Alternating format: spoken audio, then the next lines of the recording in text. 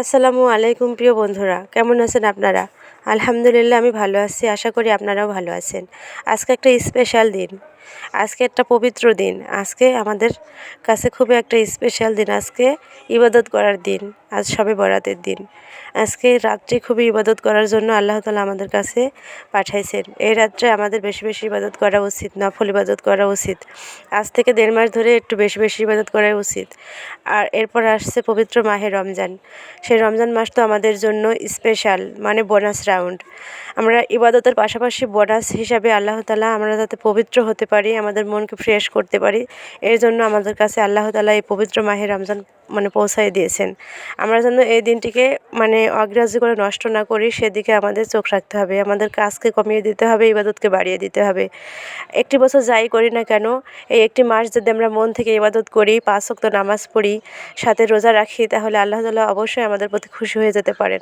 হয়তোবা একটি বছরে যত গুনাহ আছে আল্লাহ তাআলা খুশি হয়ে আমাদের ক্ষমাও করে দিতে পারেন। তাই আমাদের অবহেলা নয়, কাজকে একটু কমিয়ে ইবাদতটাকে একটু বাড়িয়ে দেওয়া উচিত প্রতিটা মানুষেরই। এই দিনগুলিকে আমরা অবহেলা না করে অবশ্যই বেশি বেশি ইবাদতের মাধ্যমে কাটানোর চেষ্টা করব। সবাই দোয়া করবেন আমি যেন সুস্থভাবে এই দিনগুলি কাটাতে পারি, আর আমি দোয়া করি আপনারাও যেন এই দিনগুলি খুব সুন্দরভাবে সুস্থভাবে কাটাইতে পারেন।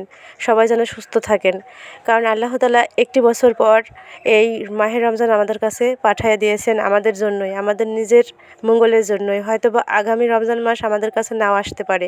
হয়তো আজকে আমি সুস্থ আছি, বেঁচে আছি, আগামী বছর হয়তোবা পৃথিবীতে নাও থাকতে পারি, হয়তোবা এই দিনগুলি আমি আর নাও পেতে পারি। এই দিনগুলি বলতে রমজান মাস আমার ভাগ্যে আছে কিনা সেটাও আমি বলতে পারি না, কিন্তু তারপরেও আশা করছি সুস্থভাবে যেন আমি ইবাদতটি করতে পারি, রমজান মাসে রোজা রাখতে পারি, আপনারাও যেন সুন্দরভাবে রমজান মাস পালন করতে পারেন। আল্লাহ তাআলা সবাইকে সুস্থতা দান করুক, সবাই সুস্থ থাকবেন, ভালো থাকবেন, এই প্রত্যাশা করছি। আজকের ভিডিও এ পর্যন্তই। সবাই ভালো থাকবেন। আল্লাহ হাফেজ।